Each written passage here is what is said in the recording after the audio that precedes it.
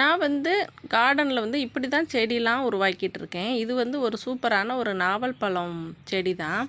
அந்த பழம் ரொம்ப டேஸ்டியாக இருந்தது. நான் ஒரு விதையை தான் போட்டு பார்ப்பேன்னு பார்த்தேன். அது சூப்பராக முளைச்சி வந்துடுச்சு. பாருங்கள், இது கொய்யா. இதுவுமே அப்படி தான்.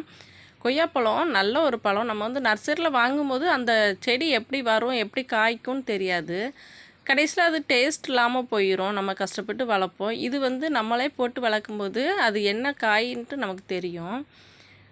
நான் வந்து இப்படி தான் செடிலாம் வளர்த்துட்ருக்கேன். பாருங்கள், இது வந்து ஒரு அரிசி பை தான். க்ரோ பேக்லாம் வாங்குறதில்ல.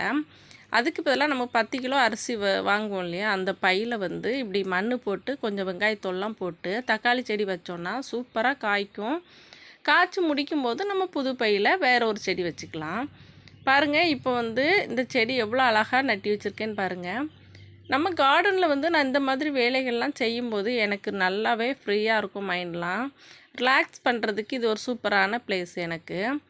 பாருங்கள், இது மல்லிகை செடி தான். எவ்வளோ வேர் வந்திருக்குன்னு பாருங்கள். இந்த செடியில் தான் நான் வந்து கிளையை கட் பண்ணி இந்த கப்பில் நட்டி வச்சேன். கிளையெல்லாம் கட் பண்ணும்போது நீங்கள் இன்னொரு கப்பில் நட்டி வச்சு ஆடாமல் பார்த்துக்கிடுங்க. நல்லா ஒரு மாதத்தில் தழுத்து வந்துடும்.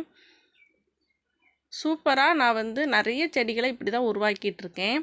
இதில் வந்து நல்ல மக்குன்னு ஆட்டு உரம் இருந்துச்சு. அதை மிக்ஸ் பண்ணி வச்சிடலாம் அப்படின்ட்டு நான் வந்து இதுக்கும் அரிசி பை தான் எடுத்திருக்கேன். இது கொஞ்சம் ஸ்ட்ராங்காக இருக்கும், ரொம்ப நாள் வரும். எவ்வளோ வேர் விட்டு வந்திருக்குன்னு பாருங்கள். இதை தான் அதில் எடுத்து வச்சு நல்லா சைடெலாம் மண் போட்டு, நீங்கள் நம்ம சேனல் புதுசாக பார்க்குறீங்கன்னா சப்ஸ்கிரைப் பண்ணி பாருங்கள். பிடிச்சிருந்தால் லைக் பண்ணுங்கள், கமெண்ட் பண்ணுங்கள். நீங்கள் கார்டன் பிடிக்குன்னா ஒரு லைக் பண்ணுங்கள்.